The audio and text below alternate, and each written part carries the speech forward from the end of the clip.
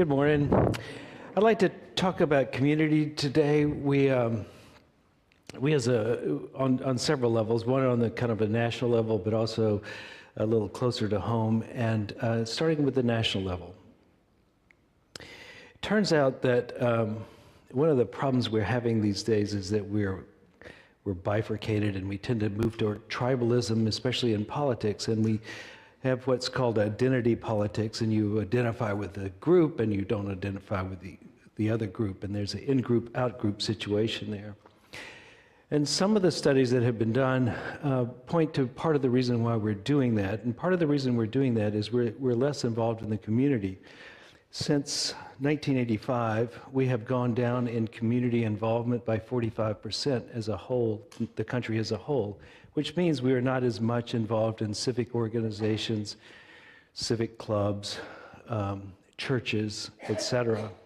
This lack of involvement prevents cross-pollination or getting to know the other in a smaller group setting. And so we have this thing where we now believe that since we have fewer places to belong, since we have fewer tribes we belong to, we become more identified with the tribes that we can identify, and therefore we become stauncher Republicans or Democrats, and that has caused such a harsh schism in our country that we essentially have relatively dysfunctional governments.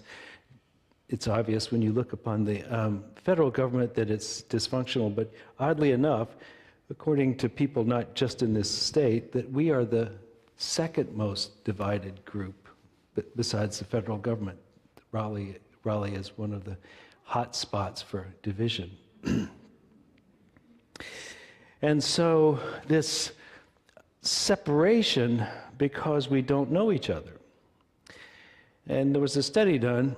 They asked Democrats, how many Republicans make over $250,000 a year?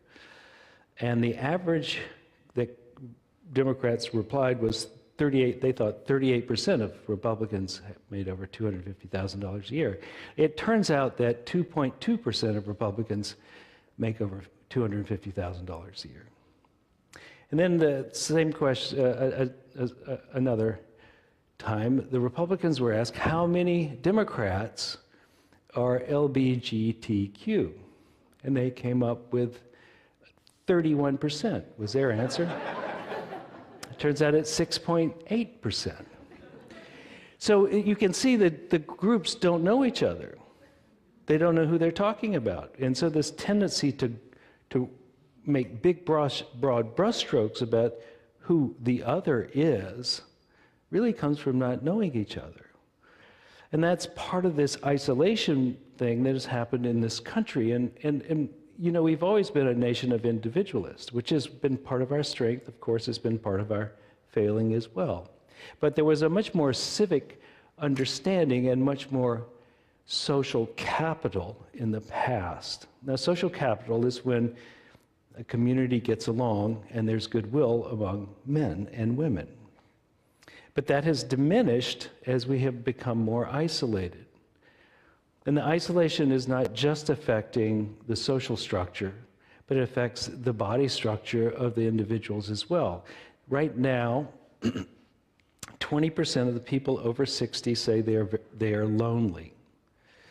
And the consequences of this is affecting the bodies of those individuals. The heart disease, diabetes, type 2 diabetes, rheumatoid arthritis, regular osteoarthritis. These are some of the outcomes of feeling isolated.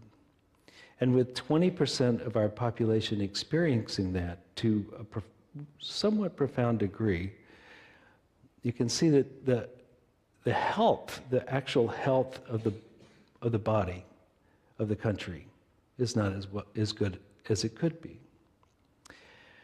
So if you have all these numbers stacking up against you, it would seem like the logical thing is to engage with the world at large, to get to know people beyond your scope, to reinvest yourself into the community in some way. Wouldn't you say? That if the problem is isolation, if the problem is we don't know each other, then one of the outcomes is to heal that is to get to know each other. Now, Martin Luther King, whose day we celebrated last Sunday, was known for nonviolent resistance. So in the nonviolent resistance sounds like the big idea that he came up with. But the really big idea that he was behind was this idea of the beloved community. The beloved community is a phrase he didn't invent, but it is an idea that the world is more like a Coke commercial. That people love each other, or at least understand each other better than we do now. There's a sense of acceptance, so much of the isms are diminished. There's a sense of social equality and also financial equality. And this brings the world into a state of more peace, more happiness. It is the object of all the demonstrations. It was why they did it, to reconcile communities.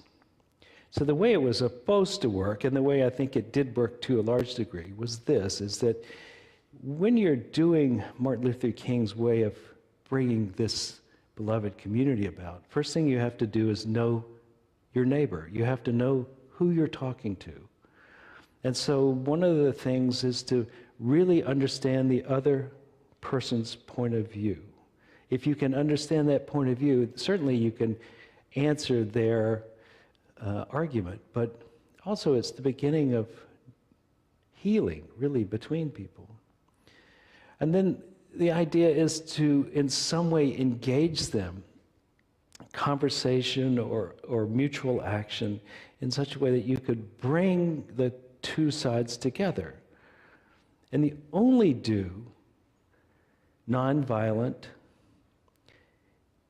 resistance when you can't get their attention, when you cannot get into a dialogue, when it seems impossible to have another way of doing it.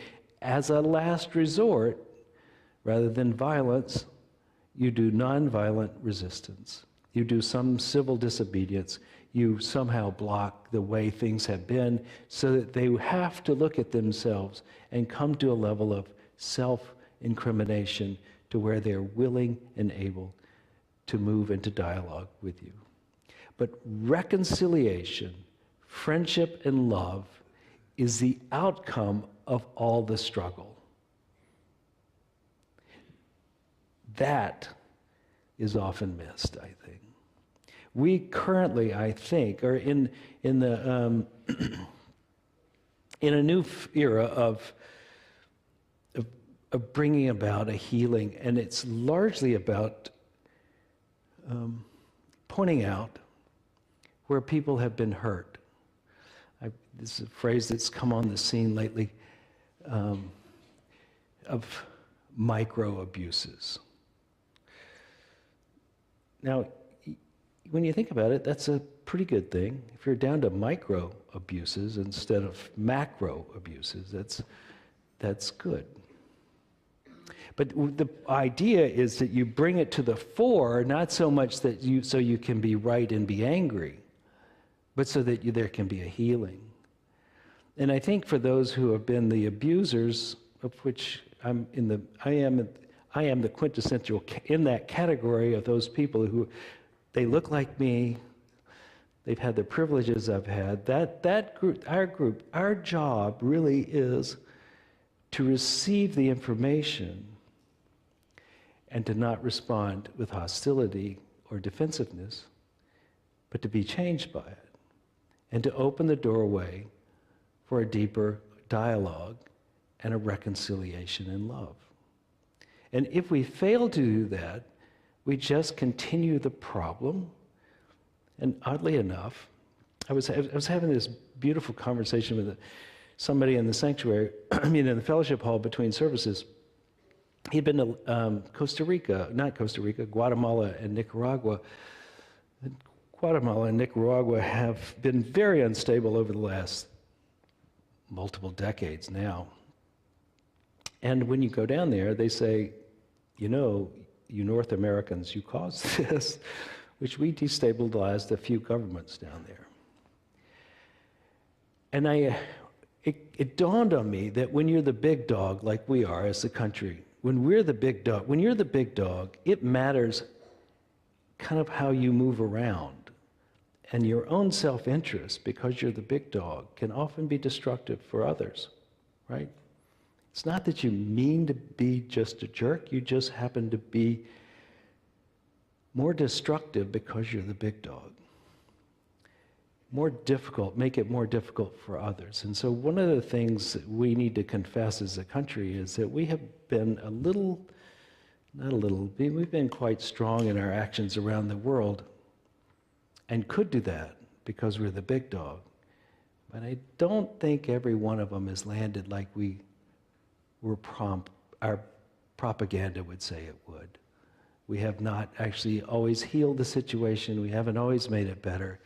And many times, the government has not been like its populace. The populace goes to a place to heal and to be of service, then the government does something for other reasons. So I think this is a time of awakening for us as a country, for us, those in power, for those with privilege. It's a time of awakening, and it's a good thing for everyone. One of the things Martin Luther King's ambitions were not only to liberate those who were suffering under segregation, but to liberate those who were causing segregation. This is the mutual growth out of a bad situation. So I think that is the context in which this community lives in. We live in a context in which, as a country, we're not doing so well on the community level. And within these walls and times when we get together and outside of these walls, we have a chance to be a different type of community. A community that is open and receptive, one that can have its heart open to people that look like us and don't look like us, the ones who think like us and don't think like us, and to the ones who are marginalized, we can bring them in. Now, I think as a whole, this community does that. It is one of the things that I've heard many people say when they walk in the door and they come and they become, later come back over and over as they walked in, and they said, I walked in the door and I felt like I was at home. That's not true of everybody when they first walk in the door. I first walked into a Unity church, and here was my bar of achievement that they had to say. They just didn't have to say anything that didn't piss me off, which was, it's a fairly low bar. But they did it. They made it. And so I came back the next week. But some people, when they walk into a Unity church, or in this church in particular, they start to weep because something is triggered by the sense of the atmosphere that is here. That is like, finally, I've been looking for a long time for a place where my heart can open. And poof, here it is. And so so someone said, what is all this tears of it? Why am I always crying? And the person asked that they asked the question of said, it's just your heart the ice is melting. So it drains. We did a survey not too long ago. We did a survey, 192 people answered the survey. And one of the things we noticed in this survey is that the second most important thing in this church is community. That was the second most important reason why people came. They rated the highest, or second highest on that. And it seems to me like if that's so important, we should talk about it more often. And so we're talking about it today. That essentially part of what I'd like to do is say that I think in many ways we're building community, both in a macro, big big group and also in small groups. And the small groups are there. The reason we do the small groups is so that you'll build friendships, so that you'll know people at more depth. Now, one of the things that's happened to me is that I do an hour kind of an intake with some of the new members as they come in. Anna does the other ones, and we spend an hour with people. And I'm always amazed when I hear people's story here. The stories that people tell me are like, holy moly, you did that? You know?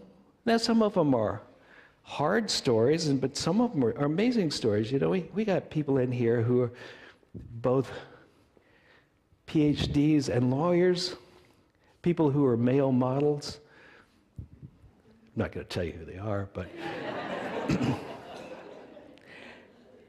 which reminds me, when I was 20, I was invited to a wedding, big fancy wedding in Baltimore, one of those mansion-type weddings in horse country, and the father of the girl to be married was addressing the young men who he had gathered together. They were gathered together before the wedding, and he wanted to make sure that all the girls got to dance with somebody, right? So he was kind of admonishing them on the virtues of that, and he said, and I just want to tell you that I know for a fact that there's one nymphomaniac out there, and it's your job to find her. And so I just want to say, there's somebody interesting that you don't know that's here. I mean, fabulously interesting that you don't know that's here. And the reason we don't know them is that we have pretty much our little shtick that we do. We come in, we meet, greet with more or less the same people, and then leave. That's if you're comfortable here. But then the people who are uncomfortable here just leave. And our job, really, I think, is building a community, is to absolutely go see your friends. That's part of the reason we came. We made friends. We want to see them. That's why we come to church, in part. But also to extend that circle a bit bigger every time you're here. So to go up and say hello to somebody you don't know. Now, I know for many of you, you're like me. You're introverted, and you're cautious about that. You know, if you're not sitting next to them and you don't have some reason to say hello, let's just skip it. I talked about this in the first service, and this woman who says, yeah, I've been coming for some time now, but I just leave. But since you talked about it, she came up and talked to me. But that's part of the problem. That's part of the possibility, but we're supposed to spread out. And she was funny, and she was engaging, and she was charming, and everything about it. It's just that she was introverted. I know that. I'm introverted. I'm extremely introverted. I go to a lot of places I go, I don't say boo to anybody. Now here, I have a different job, so I look like I'm quite extroverted, but that's a professional cover for the... Deep down inside, I just want to hide, really, a lot. And so I get it, why you would only speak to people you know, or just leave if you don't know anybody. But my hope is that we'll all step out a little bit. And for those of you who are introverted, let me tell you how to do it. I've learned this. Here's what you do. Is you walk up to someone and you look in the eye, at least as much as you dare, and then you stick your hand out and you say, hi, my name is, what's yours? See, it's kind of goes like that. So you just practice that at home. You walk up to the, hi, my name is. And then if you do that, then you've started the conversation. It may not go anywhere, but at least you've given yourself a chance. And then if we do this over time, we'll just keep making this circle bigger and bigger. And people will walk in the door and they will go, oh, wow, I don't know what's with these people, but they sure want to know what my name is. Andrew Weiss, who used to be here, he moved to Australia with Avril, his wife, and he's a Buddhist teacher, And he was teaching a class at the Longview Center, over a weekend. And during that time, we had our Sunday service. And Andrew had been to this church a little bit at that time, said, I would like y'all to come in and see the service. And they said, we don't really like Christian churches. That's why we're Buddhist. And he said, no, I want you to check something out. So they walked in the door, and he said, have you ever felt a stronger presence of love than this? And that's a great way to be described, don't you think? That someone could walk in and feel it. And that certainly is the legacy of this place.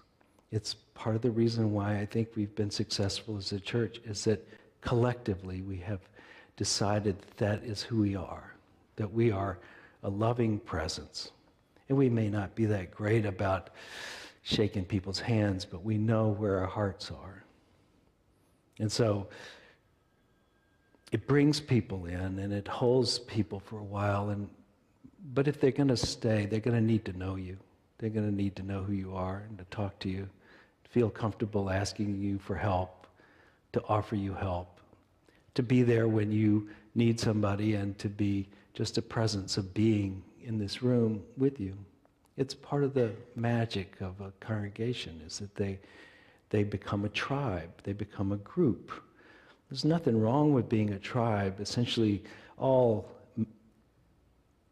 people, we're great apes, that we're social great apes, and we need contact. If you want to make somebody suffer, and they know how to do this, they put you in isolation, and they leave you there. And apparently, it is so painful. It's one of the most dreaded tortures we have, is to put people in isolation.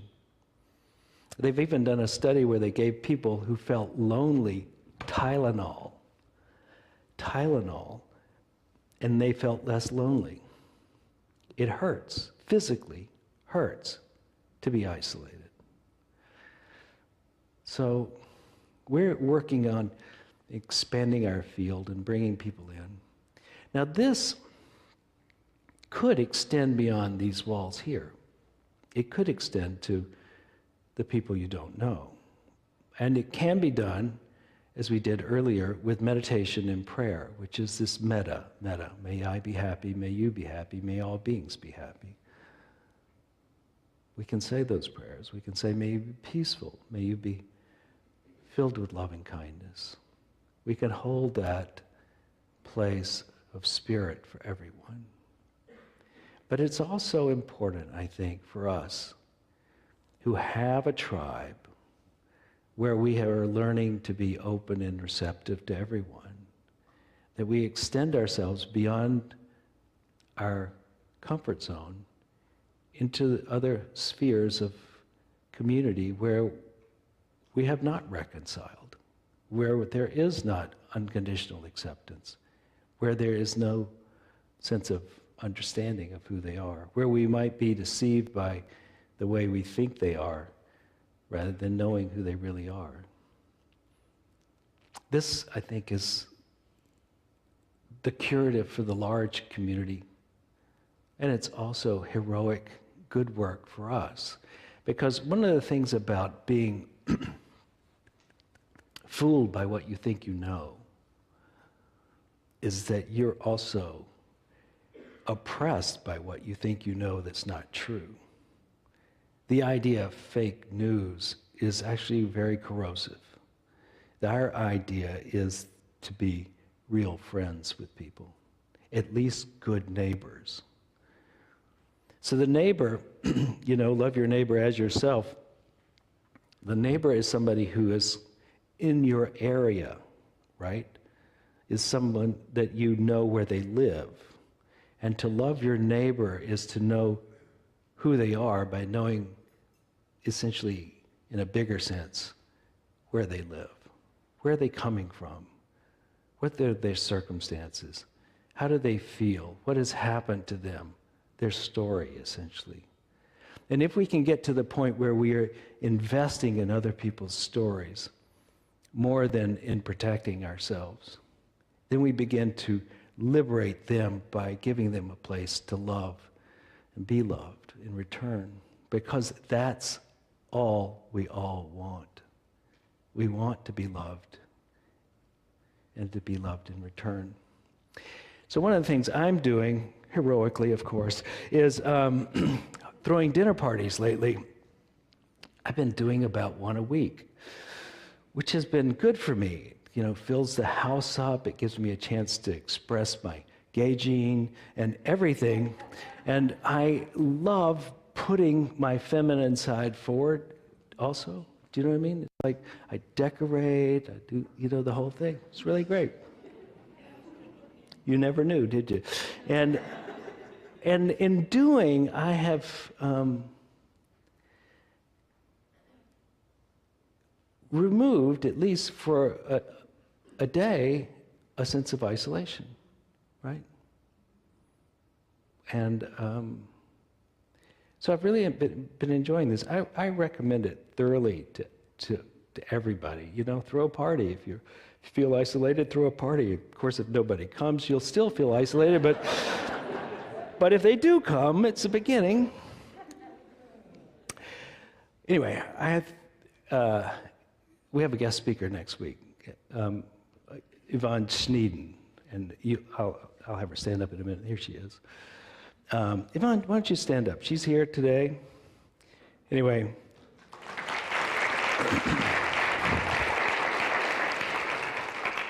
So she'll be talking about a near-death experience, and she's had a couple. We were talking at this dinner party about her near-death experience. And, you know, it was one thing, a lot of people talk about stuff they don't know about. I had the sense she was talking about what she knew about when she was saying this, that this was like a direct experience that gave me confidence to go, oh, so that's how it is. Okay, I get that. And what she said was, on the other side, it's not all the things you did, it's the connections you made here on earth that matter. On the other side, it's not what you did, it's how you touched people here. Now, it turns out there was a survey, I'm big into surveys right now, there was a survey that done, and the survey said the same thing. Fame and fortune does not hold a candle to relationship for most people. So let's do this. Let's add this to our spiritual quest to make connections with people in such a way that there's reconciliation and healing, there's deepening, and we begin to have a lot more fun. That we cease practicing isolation, even though it might be our first choice. We don't practice it as much. We spend more time engaging in love, more time engaging in touching someone, saying the words they need to hear that brings them a sense of comfort. You know that phrase, do unto others as you would have them do unto you. Let's practice that. Let's be that open heart. Let's be the Anakintana. You know which of the two of us has the bigger heart, but you know, let's do our best to open up. Let's pray.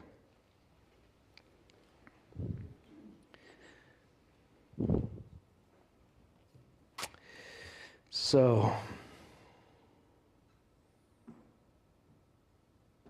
we feel what it's like to be us, to feel what is the habitual feeling of being us at this moment. What are we so familiar with that we go, oh yeah, that's me.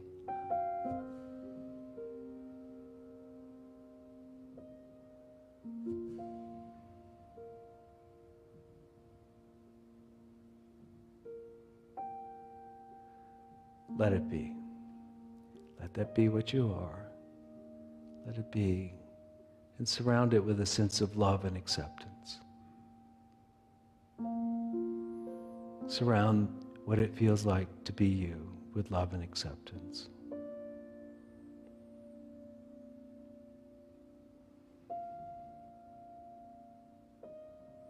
Somewhere in our lives, many of us have taken on this idea that we have done something that makes us unlovable, unacceptable, incomplete, inadequate. It's probably in that feeling of what it is to be you. Let us cure that with this love that we're giving ourselves. Let this be the antidote to that thought process.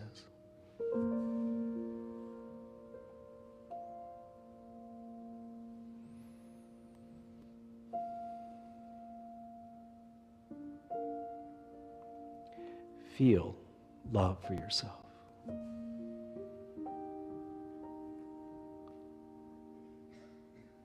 Now imagine that the God that created the universe and all that's in it, with all its complexity, beauty, its power, imagine how little the truth is that it could ever judge you. Having made all the conditions that brought you about, having desired your existence, how could it ever judge you, hate you, condemn you?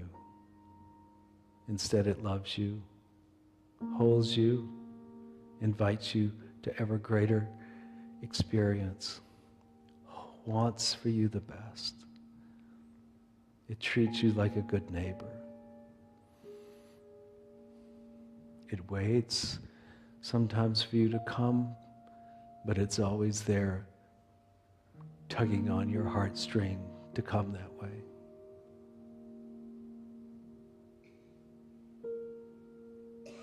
The divine holds you in love, holds you blameless, loves you continuously.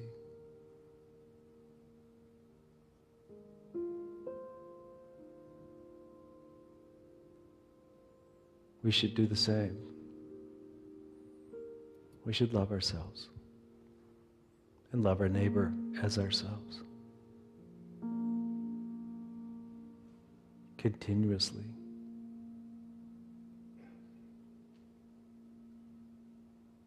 We may have done things we do not like, but do not withhold your love from yourself or your neighbor. Let there be something that binds us together so that we might be free. The coming together sets us free.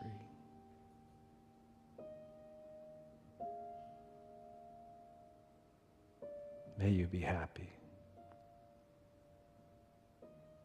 May you be peaceful. And may your life and your total experience be filled with loving kindness. And so it is.